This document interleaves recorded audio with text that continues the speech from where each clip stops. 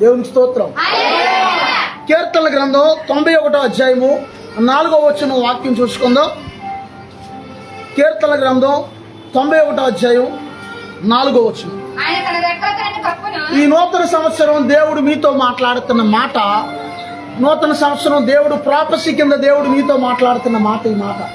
ఆయన తన రెక్కలతో నిన్ను కప్పును, ఆయన రెక్కల క్రింద నీకు ఆశ్రయము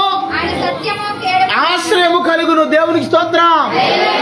ఆయన తన రెక్కలతో నిన్ను కప్పును, నీకు ఆశ్రయము కలుగును. దేవునికి స్తోత్రం. ఎక్కడ కలిగిద్ది ఆశ్రయం? యెహోవా నామము బలమైన దుర్గము, నీతిమంతుడు అందులోనికి పరిగెత్తి సురక్షితముగా ఉంటాడు.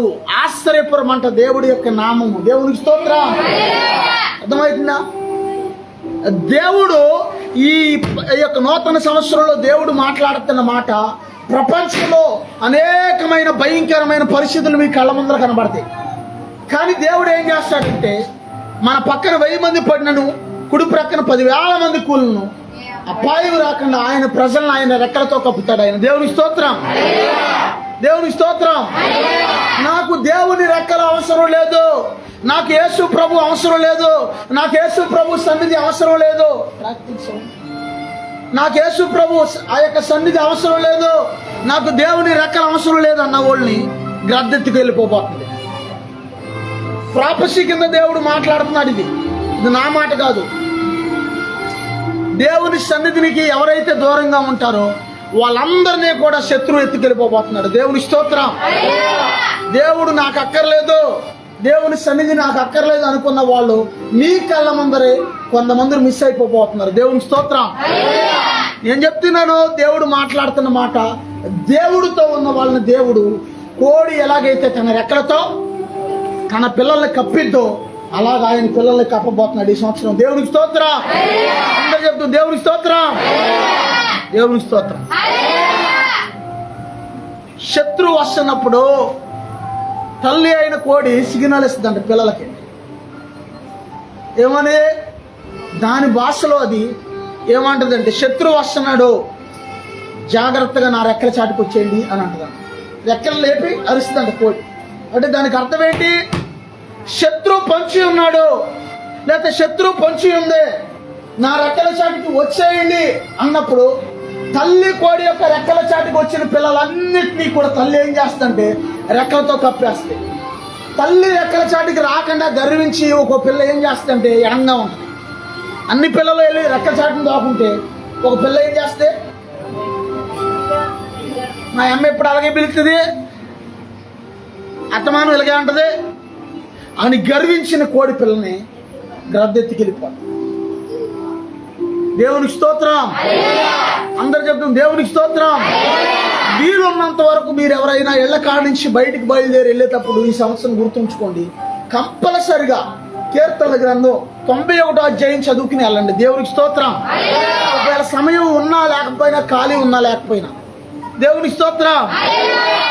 ఒకసారి ఉదయకాలమే తెల్లవారుజామున సమయంలో ఆ దేవుని సన్నిధిలో ఉండి నేను ప్రార్థన చేస్తున్నాను. ఒక చోటన తెల్లవారుజామునే దేవుని మందిరంలో ఉండి వినండి జాగ్రత్తగా, ప్రార్థన చేస్తుంటే దేవుడు కీర్తనల గ్రంథం 23వ అధ్యాయం చదవమని ప్రేరేపిస్తున్నారు లోపల నుంచి. చదువు అని ఎవరు అన్నట్టు అనిపించింది నాకు. చదివేశాను. కీర్తనల గ్రంథం 91వ అధ్యాయం కూడా చదువు అని అంటున్నాడు దేవుడు. చదివేశాను. కీర్తనల గ్రంథం 121వ అధ్యాయం చదువు అంటే, ఎందుకు రాయను ఇన్ని అధ్యాయాలు,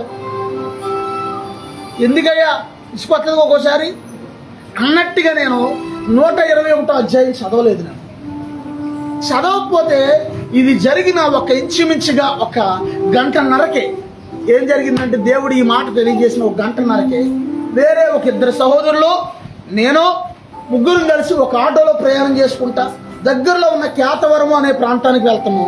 కేతవరం ఊరు బయట ఇవతల ఒక చోటన, ఆ ఊరు ఇవతల ఇంకో ఊరు ఉంది, ఆ ఊరు ఇవతల బేరలు ఉంటాయి. ఆ మలుపు దగ్గర ఒక రోడ్డు మీద ఒక రాయి అడ్డు వచ్చిందని ఆటోతో అతను ఏం చేశాడంటే సడన్ గా ఇలా హ్యాండిల్ ఇస్తాడు. ఇలా ఏమైంది? సడన్ గా ఇస్తే పడిపోయింది ఆటో.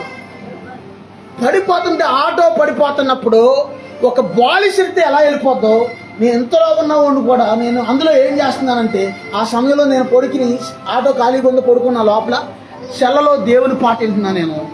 వాళ్ళిద్దరూ ఎదురేమో ఒక అతను తోలుతున్నాడు, ఒక అతను పక్కన కూర్చున్నాడు. ఒక బాలు ఇలా పట్టుకుని ఇలా ఇసురితే ఎలాగెళ్ళిపోద్దో ఆటో పడిపోయే ముందు నన్ను ఎవరో ఇలా పట్టుకుని బయటికి ఇసిరేసినట్టుగా అనిపించింది. వెళ్ళి నేను అంత దూరం పడ్డాను, వెళ్ళి ఆ గోడ అంత లెక్కలో. దేవునికి స్తోత్రం. నేను ఏ పాట వింటున్నానంటే ఆ సమయంలో దేవుడి పాట, సర్వయుగములలో సజీవుడవు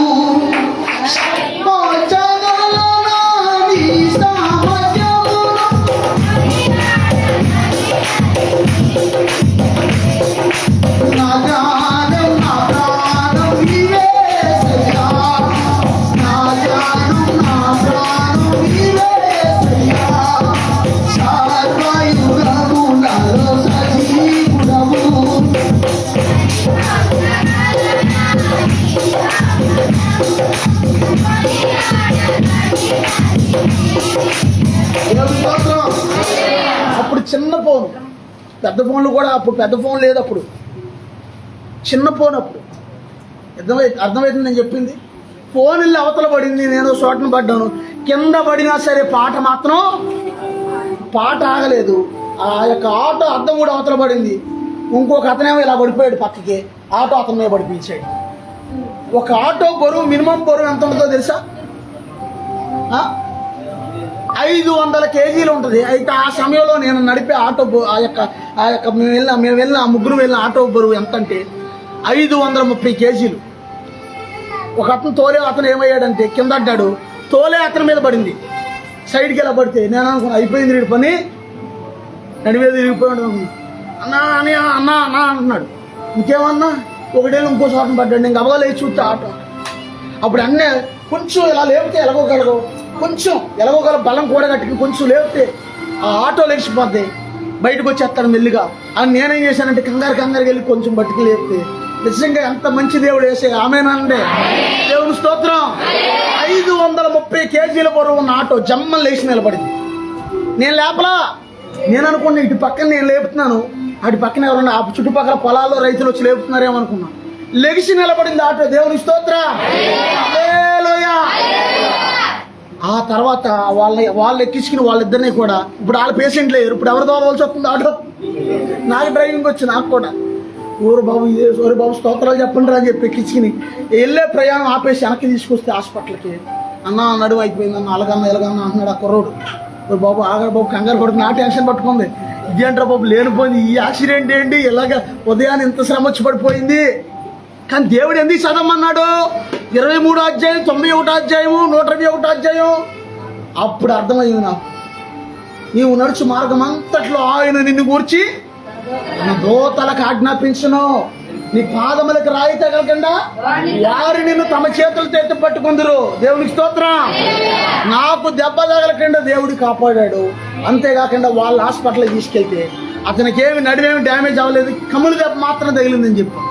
దేవునికి స్తోత్రం. హల్లెలూయా. దేవునికి స్తోత్రం. ఒకసారి యేసు ప్రభు వారు ఆ దినాల్లో, యేసయ్య భూమి మీద ఉన్న దినాల్లో సీమోను పేతురుతో యేసయ్య మాట అన్నాడు. సీమోను పేతురు, నీవు నన్ను ప్రేమిస్తున్నావా అని అడిగాడు. ఏమన్నాడు పేతురు? ప్రేమిస్తున్నాను ప్రభా. మరలా ఏమన్నాడు సీమోను పేతురు, నీవు నన్ను ప్రేమిస్తున్నావా? ప్రేమిస్తున్నాను ప్రభా. మరలా అడిగాడు యేసయ్య, సీమోను పేతురు నీవు నన్ను? ప్రభా నీవు జీవాధిపతివి కదయ్యా, నీకు తెలుసు కదయ్యా, ఎందుకయ్యా అన్నిసార్లు అడుగుతున్నావు అన్నాడు పేతురు. లేదు నీకు ఎదురయ్యే పరిస్థితులు, ఎట్లాంటి పరిస్థితులు ఎదురైతే అందుకే నేను నిన్ను అడుగుతున్నా అన్నాడు. దేవునికి స్తోత్రం. సీమోను పేతురు అంటాడు, అయ్యా అసలు ఏదైనా సరే ఎవ్వరు మిమ్మల్ని నడిచిపెట్టిన నేను మాత్రం నిన్ను ఎడవనయ్యా అన్నవాడు 3 సార్లు అబద్ధం ఆడాడు. ఆయన ఎవరు నాకు? దేవునికి స్తోత్రం. దేవునికి స్తోత్రం. హల్లెలూయా. దేవునికి స్తోత్రం. దేవునికి స్తోత్రం. అర్థమవుతుందా? నీకు ఎంత డబ్బున్నా, ఎంతమంది బంధువులు ఉన్నా, ఎంత పొలం ఉన్నా, ఎంత బంగారం ఉన్నా, ప్రస్తుతం ఈ సంవత్సరం నీకు కావాల్సింది ఏంటంటే దేవుని కాపుదల. ఆమేనా? 2 రోజుల క్రితం 30 కోట్ల ఎంత 30 కోట్లు పెట్టి వాళ్ళు ఒక కారు ఒకటి కొనుక్కుని ఒకరు ప్రయాణం చేస్తుంది. పాపం వెళ్తున్నారు, వాళ్ళు లారీ పడిపోయి అందరూ చనిపోయారు. ఎన్ని కోట్లు అండి అది? సుమారుగా 30 కోట్లు అంటున్నారు. అర్థమవుతుందా? అంటే ఎంత డబ్బు ఉన్నా నీకేం కావాలంటే దేవుని కాపుదల కావాలి. ఆమేనానండి. నీ డబ్బు నిన్ను కాపాడలేదు. ఆమేనానండి. నీ బంగారం నిన్ను కాపాడలేదు. ఆమేనానండి. నీ పొలం నిన్ను కాపాడలేదు. నిన్ను కాపాడగలిగిన వాడు ప్రభు అయిన యేసుక్రీస్తు మాత్రమే. దేవునికి స్తోత్రం. ఆయన నిన్ను కాపాడతాడు. ఆమేనానండి. దేవుడే మన ఆశ్రయము. దేవుడే ఆయన తన రెక్కలతో నిన్ను కప్పు. ఆయన రెక్కల కింద నీకు ఆశ్రయం కలుగును. దేవునికి స్తోత్రం. అందుకే భక్తుడైన దావీదు అంటాడు, అయ్యా నా దాగుచోటు నీవేనయ్యా. దేవునికి స్తోత్రం. ఎలాంటి మాట చూడండి, ఎలాంటి మాట చూడండి. నా దాగుచోటు నీవేనయ్యా. దేవునికి స్తోత్రం. హల్లెలూయా. నిన్ను దేవుడు కాపాడతాడు. ఆమేనానండి. నీ కుటుంబాన్ని దేవుడు కాపాడతాడు. ఆమేనానండి. నీ బిడ్డల దేవుడు కాపాడతాడు. ఆమేనానండి. దేవునికి స్తోత్రం. నువ్వు చెడిపోవటం దేవునికి ఇష్టం లేదు. ఆమేనానండి. నువ్వు పాడైపోవటం దేవునికి ఇష్టం లేదు. ఆమేనానండి. నువ్వు దేవుని సన్నిధికి దూరముగా ఉండి శత్రువుకి దొరకడం దేవునికి ఇష్టం లేదు. దేవునికి స్తోత్రం. హల్లెలూయా. దేవునికి స్తోత్రం. ఎందుకంటే యేసయ్య మనల్ని ప్రేమిస్తున్నాడు. ఆమేనానండి. కొంతమంది ఈ దినాల్లో ఎలా ఆలోచిస్తున్నారంటే, దేవుని సన్నిధికి వెళ్ళే దేనికి మేము దేవుని సందికి వెళ్ళి మేము కానికేస్తే పాస్టర్ గారు అందుక పిచ్చదానా నువ్వు తెలిసి ప్రవర్తిస్తున్నావో తెలియక ప్రవర్తిస్తున్నావో, తెలిసి అలా అనుకుంటున్నావో తెలియక అలా అనుకుంటున్నావో నాకు తెలియదు. కానీ దేవుని మాట సెలవిస్తున్న ఆదికాండము 4వ అధ్యాయము 5వ వచనం ఒక్కసారి తీసి చదవండి. ఆదికాండము 4వ అధ్యాయం 5వ వచనం. ఓ థ్యాంక్ యూ జీసస్. త్వరగా. కయీనును అతని అర్పణను యెహోవా లక్ష్య పెట్టలేదు. దేవునికి స్తోత్రం. ఇక్కడ 2 అన్నదమ్ములు దేవుని సన్నిధికి వెళ్ళారు. ఒకడిచ్చిన అర్పణ దేవుడు తీసుకున్నాడు. ఒకడిచ్చిన అర్పణ వద్దు, నీ అర్పణ వద్దు నాకు. ఒకవేళ దేవుడు అక్కడ ఉండుంటే కనుక ఇలా మాట్లాడింది. లక్ష్య పెట్టలేదంటే ఏంటి? వద్దు, నీ అర్పణ తీసుకురావు. నీకు నచ్చలా నీ అర్పణ. ఎందుకు నచ్చలా అయ్యా? నీవిచ్చే అర్పణ కంటే దేవుడికి నీ హృదయం ముఖ్యం. దేవునికి స్తోత్రం. నీ హృదయం సరి లేకుండా, నీ హృదయం దేవుని ఎదుట నిర్దోషంగా లేకుండా, దేవుని ఎదుట మంచి మనస్సాక్షి లేకుండా నువ్వు ఎన్ని అర్పణలు ఇస్తే ఎవరికి కావాలి? ఇక్కడ ఉన్నారా? నువ్వు మొదటగా నీ హృదయం సరిగా ఉండాలి. పాత నిబంధన కాలంలో రక్షణ లేదు. కొత్త నిబంధనలో యేసు ప్రభువు వచ్చాక మనకు మారు మనసు వచ్చింది, రక్షణ వచ్చింది, పరలోక రాజ్యంలో స్థానం వచ్చింది. కానీ పాత నిబంధనలో నిర్దోషమైన మనస్సాక్షిని వాళ్ళు కలిగి ఉన్నారు. అప్పటికే దేవుని పరిశుద్ధాత్మతో వెళ్ళటం వలన వాళ్ళకి ఎంతో కొంత దేవుడితో ఎలా నడుచుకోవాలో ఆ గ్రహింపని దేవుడు ఇచ్చాడు. అది దేవుని స్తోత్రం. కీర్తనల గ్రంథం 51వ అధ్యాయం 10వ వచనం చదవండి. 51:10.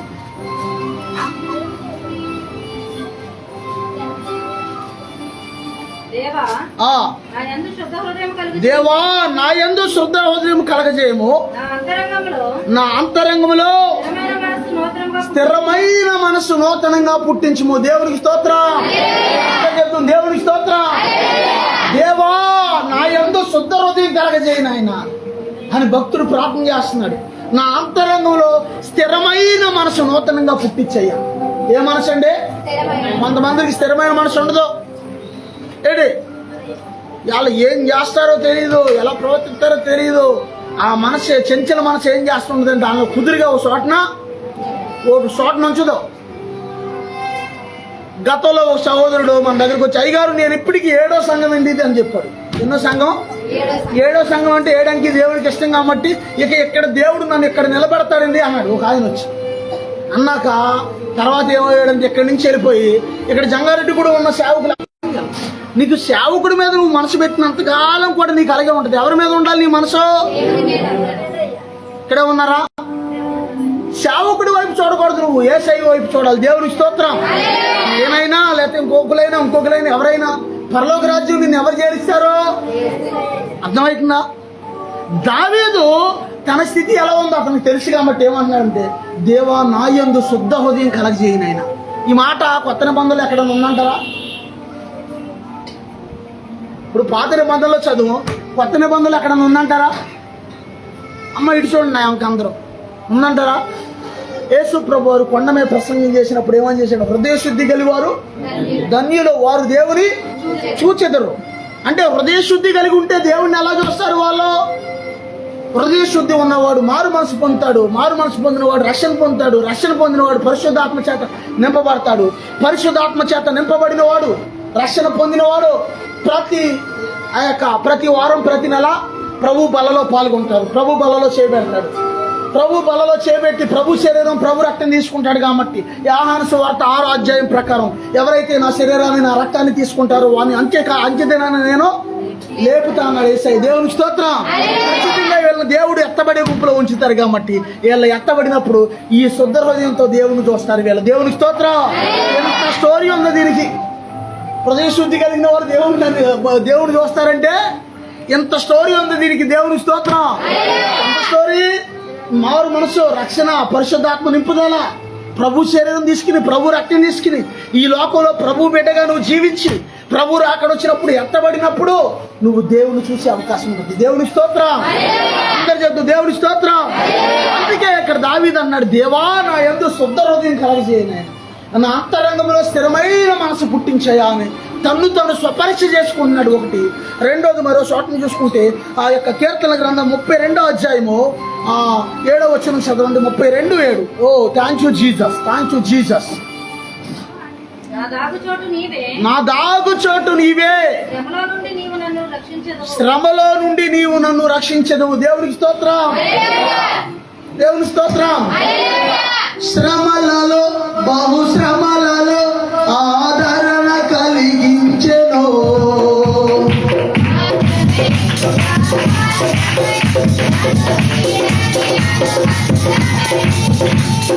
శ్రమలలో బహుశ్రమలలో ఆదరణ కలిగించెను.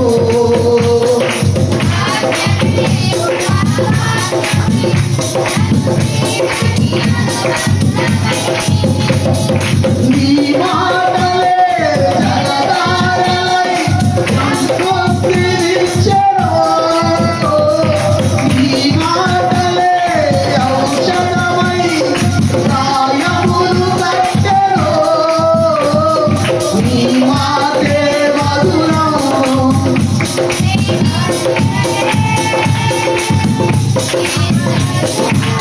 దేవుని స్తోత్రం. ఇక్కడ దావీదు అంటున్నాడు, నా దాగు చోటు, అందరు చెప్పండి, నా దాగు చోటు అంటే దానికి అర్థం ఏంటంటే, ప్రభువా నా దాగు చోటు నీవే నాయన. అంటే దానికి ఇంకా లోతుగా వెళ్ళాలి. నేను సురక్షితంగా ఉండే ప్రదేశం ఏదైనా ఉందంటే అది నీవే. దేవునికి స్తోత్రం. అర్థమవుతుందా? అది నీవే. దేవునికి స్తోత్రం.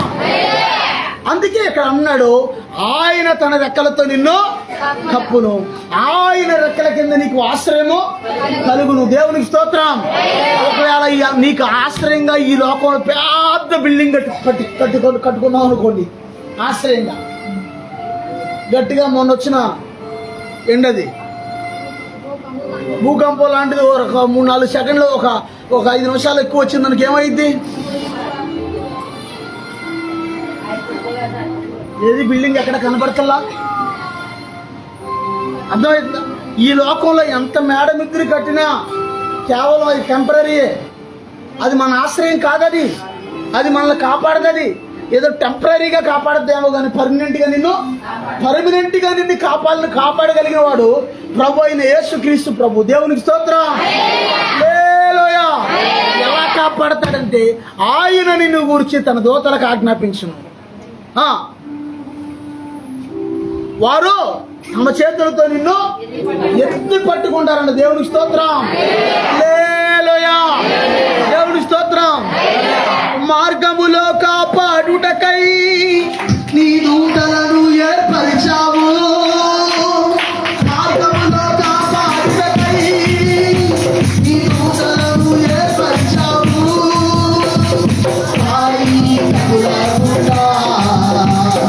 వ్యక్తిగత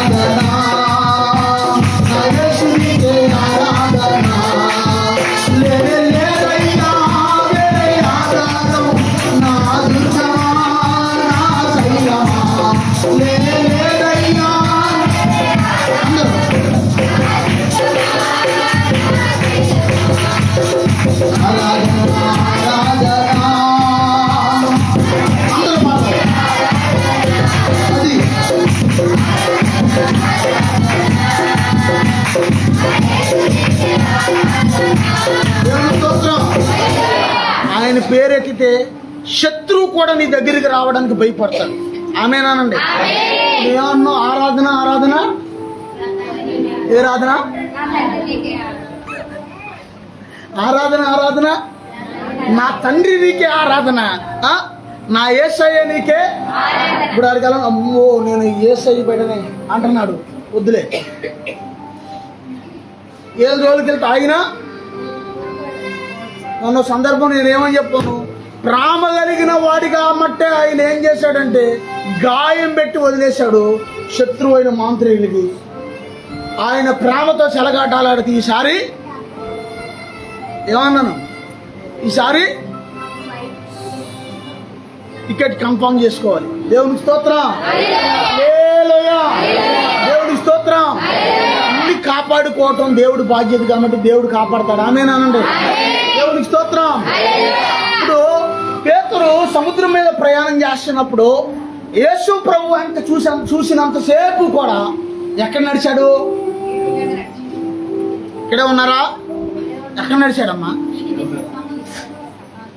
సముద్రం మీద నడిచాడు. దేవునికి స్తోత్రం. అది అలా క్యాచ్ చేయి. సముద్రం మీద నడిచాడు. కానీ ఎప్పుడైతే యేసు ప్రభు మీద నుంచి మనస్సు మళ్లించుకుని పక్కకు చూశాడో ఎంత మునిగిపోవటం ప్రారంభించాడు.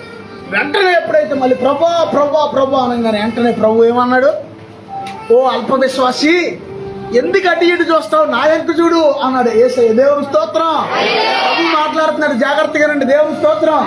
ఓ అల్ప విశ్వాసులారా, మీరు అటు ఇటు చూడొద్దు, గాలి వైపు చూడొద్దు. అర్థమైంది? దేవుని స్తోత్రం. గాలి వైపు చూడొద్దు, తాబీదుల వైపు చూడొద్దు, అదే లేకపోతే జిష్టి బొమ్మల వైపు చూడొద్దు, కొబ్బరికాయల వైపు చూడొద్దు. దెయ్యాలు వాళ్ళ మీద పడుతున్నాయి కాబట్టి అవన్నీ వాళ్ళు కట్టించుకుంటున్నారు, పెట్టుకుంటున్నారు అవన్నీ తెచ్చుకుని. మరి నీకెందుకు భయం? కానీ యేసు ప్రభుని నువ్వు సరిగా ప్రభు వైపు చూస్తే ఏ దిష్టి బొమ్మ మనకు అక్కర్లేదు. ఆమేనండి. ఏ దిష్టి కొబ్బరికాయ మనకు అక్కర్లేదు. ఆమేనండి. అర్థమైందని నేను చెప్పింది.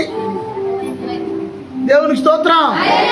మనం ఇండియాలో ఉన్నాం కాబట్టి నీకు ఏదో దిష్టి తగిలింది, అమ్మో మా పిల్లకి ఎంత దిష్టి తగిలేసిందని చెప్పి ఏం చేస్తారు కొంతమంది, దిష్టి తీసి తిరగేసి బోర్లేసి దాన్ని అడిదిప్పి తిప్పి గంగలో పడేస్తారు తీసుకెళ్ళి.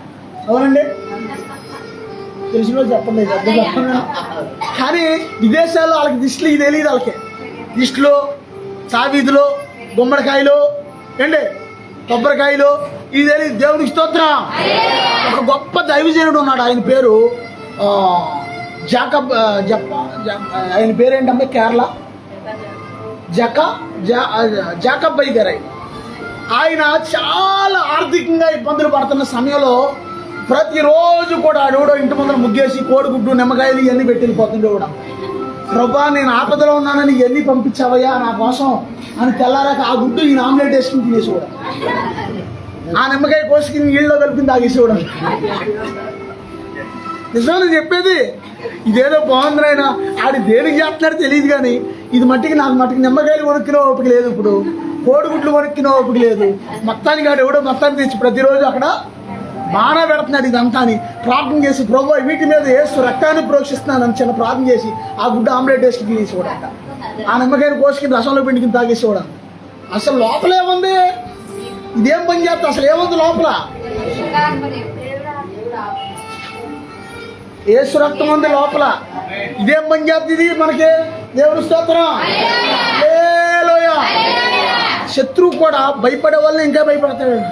అమ్మో రాత్రేమో నువ్వు అక్కడికి వచ్చి అక్కడ నుంచి నువ్వు రావా అని పిలుస్తుందని నాకు భయం వేసేసింది. రాత్రి లెగితే నీ పాస్కల్ లెగితే నీకు కనపడలేదా? అమ్మో రోజు ఈ సందంతో వస్తుంది, ఆ ఇంటికాడ నుంచి వస్తుంది, ఏరింటికాడ నుంచి వస్తుంది. పిరికి వాళ్ళు దేవుని వాక్యం సెలవిస్తుంది, పిరికి వాళ్ళు పరలోక రాజ్యం వెళ్ళరంట. యేసు ప్రభువుని నమ్ముకున్నాక ఆ పిరికితనం పోవాలి నీరు. ఆమేనండి.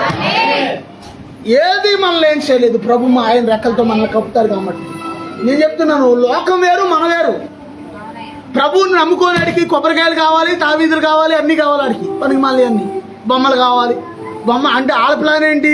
చీకట్లో పెద్ద దెయ్యం బొమ్మ తెచ్చి తగిలిస్తే వచ్చిన అసలైన దెయ్యం ఈ డమ్మి దెయ్యాన్ని చూసి ఇక్కడ ఏదో పెద్దది ఉందరా బాబు మనకంటే పెద్దది ఉందని పారిపోద్దని వాళ్ళ ఆలోచన. దేవునికి స్తోత్రం. అర్థమైందా మీకు? పెద్ద దెయ్యం బొమ్మలు ఎందుకు కడతారని ఉన్నారు? వచ్చిన చిన్న దెయ్యం అమ్మో ఇక్కడేదో మనకంటే పెద్దదే ముందే ఉందని పారిపోతుంది. వీళ్ళపై వాళ్ళకి తెలివితేటలు ఉండే. దేవుని స్తోత్రం. హల్లెలూయా. మనకి యేసయ్య ఉన్నాడు, జీవము కలిగిన దేవుడు ఉన్నాడు. ఆయన ప్రభు అయిన దేవుడు, సజీవుడైన దేవుడు. మూఢనమ్మకాలు మనకు అవసరం లేదు. దేవునికి స్తోత్రం. ఆత్మలు ఇవ్వని నేను అంటలా, మంత్ర ప్రయోగాలు ఇవ్వని నేను అంటలా, ఉన్నాయి. కానీ అవి నేను చేయలేమంటున్నాను. ఆమేనండి. ఎందుకంటే నీ మీద, నీ తల మీద యేసు రక్తం ఉంది. ఆమేనండి. నీ కుటుంబం మీద యేసు రక్తం ఉంది. ఆమేనండి. నీ గృహం మీద యేసు రక్తం ఉంది. ఆమేనండి. యేసు రక్తం మన మీద ఉంది కాబట్టి సంహారపు దోత దాటి వెళ్ళిపోద్ది. దేవునికి స్తోత్రం. వీడి జోలికి మట్టికి వెళ్ళకూడదు. వీడి జోలికి వెళ్తే ప్రభు ఊరుకోరు. ఆయన చాలా డేంజర్గా ఉంటుందని చెప్పి వచ్చి ఏం చేస్తాయి అంటే చూసి, నువ్వు ఎక్కడికైనా వెళ్ళమంటే వెళ్తాను, కానీ ఆడి జోడికి మాత్రం నేను వెళ్ళను. నువ్వు అనుకున్న అంటగా కాదు. అక్కడ వాడు ఎప్పుడు వెళ్ళినా ఎలర్ట్గానే ఉంటున్నాడు. ఆడు ఏ టైం వెళ్ళినా ఎలర్ట్గానే ఉంటున్నాడు. పైగా వాడి చుట్టూ, వాడి కుటుంబం చుట్టూ, వాడి మందిరం చుట్టూ, వాడి యొక్క సంఘస్థుల కుటుంబాల చుట్టూ మంట మండుతుంది. అక్కడ అగ్ని మండుతుంది. నేను వెళ్ళను, ఇంకో చోటకైతే వెళ్తాను, లేకపోతే మారే ఇంకొకరు పంపించుకో అంటే ఈ దురాత్మలు వెళ్ళి. దేవునికి స్తోత్రం. హల్లెలూయా. అది యేసు ప్రభువులో ఉన్న స్పెషల్. దేవునికి స్తోత్రం. ఆయన తన రెక్కలతో నిన్ను కప్పును, ఆయన రెక్కల కింద నీకు ఆశ్రయము కలుగును. అందుకే ఏ విషయంలో కూడా నువ్వు భయపడకుండా నువ్వు ఎలా ఉండాలంటే ధైర్యంగా ఉండి, నువ్వు లోకం వైపు చూడకుండా దేవుని వైపు చూడాలి. అమ్మ అర్థమవుతుందా? లోకం వైపు, తావీదుల వైపు, చెత్త చెదారం వైపు. కొంతమంది తావీదులు కట్టించుకున్న వాళ్ళు కూడా వచ్చి అప్పుడప్పుడు అయ్యా ప్రార్థన చేయండి, నాకు ప్రార్థన చేయండి, మా పిల్లలకు ప్రార్థన చేయండి, వాళ్ళకి ప్రార్థన చేయండి, ఎలా ప్రార్థన చేయండి. మరి తావీదు ఎలా కొట్టాలి కదా వేయాలని. ఆ తల్లి పేరు ఏంటమ్మా? ఆవిడ పేరు అమ్మ గుర్తుందా నీకు? ఇదివరకు మనం ప్రార్థన పెట్టినప్పుడు ఆమె పేరు ఏంటయ్యా? ప్రార్థన పెట్టినప్పుడు గుర్తుందా? ఆమెనా? ఏం వేరా? ఏం వేరు కదా, సేమ్ ఇద్దరు ఒకేలా ఉన్నారు. దేవుని స్తోత్రం. ఇంట్లో ప్రార్థన పెట్టినప్పుడు ఇక్కడ తావీదు చూపిస్తున్నారు దేవుడు అని చెప్తే, ఒక ఆమె ఏం చేసిందంటే మొల్లో కట్టుకుంది. ఆడ మనిషి మొల్లో కట్టుకుంది. నాకేం తెలుస్తుంది దేవుడు చూపిస్తున్నాడు అంటే? అంటావా? చెప్తే బాగుంటుందా బాగోదానికి. అప్పుడు ఏం చేస్తున్నట్లే, అయ్యగారు నేనేనండి భయం వేసి తెచ్చుకుని అక్కడికి వెళ్ళి గుడికాడికి వెళ్ళి తెచ్చుకుని కట్టుకున్నానండి అయ్యగారు, ఇదిగో నన్ను క్షమించండి అయ్యగారు తీసి అవసరం పడేసింది. దేవుని స్తోత్రం. హల్లెలూయా. అలా బోల్డ్ మందురు. దేవుని స్తోత్రం. అంటే నేను చెప్తున్నాను, కొంతమంది అవి కట్టుకున్న వాళ్ళు కూడా వచ్చి మాకు వాటి వల్ల ఏం అవట్లేదండి, ప్రార్థన చేయండి అయ్యగారు. మరి అవి కట్టిన తర్వాత కూడా ఎందుకు తేడా వస్తుంది? వాటి అవి మంచి అయితే అర్థమవుతుందా? అందుకే నీ మనసు ఎక్కడ ఉండాలంటే ప్రభువు మీద ఉండాలి. నీ మనసు ఆమేనండి. ఆయన తన రెక్కలతో నన్ను కప్పుతాడు. నీకు ఇంకా భయం వేస్తుంది అనుకో, ప్రభు నా చుట్టూ, నా కుటుంబం చుట్టూ మీ అగ్ని కంచి వేయనని చిన్న ప్రార్థన. ఈ ప్రార్థన రాదా నీకు? అయ్యా రాదా? వచ్చుగా. నా చుట్టూ, నా కుటుంబం చుట్టూ మీ అగ్ని కంచి వేయండి. దేవుడు అగ్ని కంచి వేస్తాడు, దేవుడు భద్రపరుస్తాడు. ఏ విషయంలో మనం భయపడకుండా ప్రభు వైపు చూస్తూ వెళ్ళే వాళ్ళందరూ కూడా క్షేమంగా గమ్యానికి చేరుతారు. ఇది ప్రాపర్సీ కింద దేవుడు ఇస్తున్నారు, గుర్తుంచుకోండి. దేవుని వైపు చూసిన వాళ్ళందరూ గమ్యానికి చేరుతారు. దేవుని వైపు చూడకోకుండా మధ్యలో అటు ఇటుగా పేతురులాగా సముద్రం వైపు చూసిన వాళ్ళందరూ, అదే నీకు ఆనమాల. దేవునికి స్తోత్రం. దేవుడి కొద్ది వాక్యం దీవించును గాక. ప్రార్థన చేసుకుందాం ప్రభు సన్నిధిలో. ప్రార్థన చేసుకుందాం. ప్రభా మీ రెక్కలతో నన్ను కప్పండి అయ్యా. ప్రభా మీ రెక్కల కింద నాకు ఆశ్రయం దయచే. నేను ప్రభా నేను నమ్ముకున్న దేవుడు సజీవుడు అయ్యా. అయ్యా నేను నమ్ముకున్న దేవుడు ప్రేమ కలిగిన వాడు అయ్యా. అయ్యా నేను నమ్మిన దేవుడు దయగలిగిన దేవుడు నాయన. ఇదిగో ప్రియమైన తల్లి, ప్రియమైన చెల్లి, ప్రియమైన సహోదరుడా, నువ్వు పూర్తిగా పరిపూర్ణంగా ప్రభు మీద ఆధారపడితే ప్రభు నిన్ను కాపాడతాడు. ప్రభు నీ కుటుంబాన్ని కాపాడతాడు. ప్రభు నీ సంఘాన్ని కాపాడతాడు. ప్రతి ఒక్కరిని కూడా ఆయన రెక్కలతో కప్పుతాడు. ప్రభు నీకు వందనాలయ్యా అని ప్రార్థన చేసుకుందాం. ప్రభా నన్ను మీరు ఎక్కడితో కప్పండి. ప్రభా నా కుటుంబాన్ని మీరు ఎక్కడితో కప్పండి. దేవుడు నిన్ను కాపాడతాడు. ఇదిగో అనేకమైన కీడులు నీ కళ్ళ ముందర జరగబోతున్నాయి, కానీ దేవుడు నిన్ను కాపాడబోతున్నాడు. దేవుడు ఆయన రెక్కల చాటున భద్రపరచబోతున్నాడు. ప్రార్థన చేసుకుందాం.